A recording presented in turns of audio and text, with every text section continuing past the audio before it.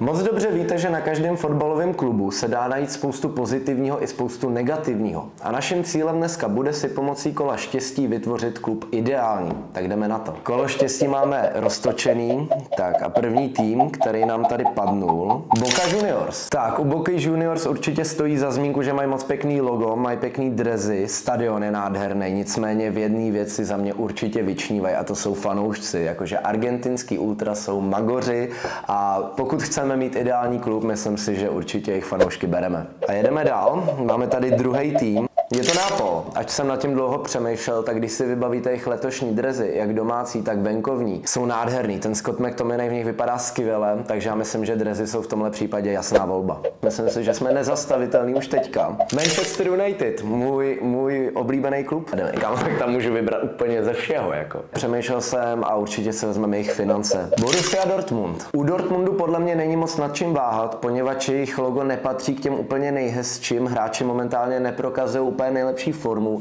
ale Signal Iduna Park je rozhodně jeden z nejhezčích stadionů na světě a ten mi berem.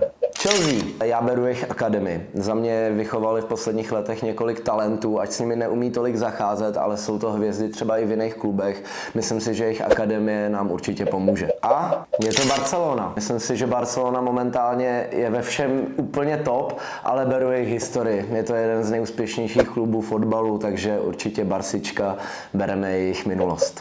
Bayern Mnichov, no tak to je dokonalý. Za mě Bayern je úplně jasný, mají hezký logo, nebudem si lhát, ale jejich hráči jsou momentálně nejlepší na světě. Bayern hraje nejhezčí fotbal a jejich tým, to my chceme, takže bereme jejich manšaft. Máme tady Real Madrid, královský klub, královský logo. Tenhle tým nikdo nezastaví. Tak jo, dámy a pánové, myslím si, že jsme stvořili nejsilnější tým na světě. Vyšlo to podle mě nejlíp, jak mohlo.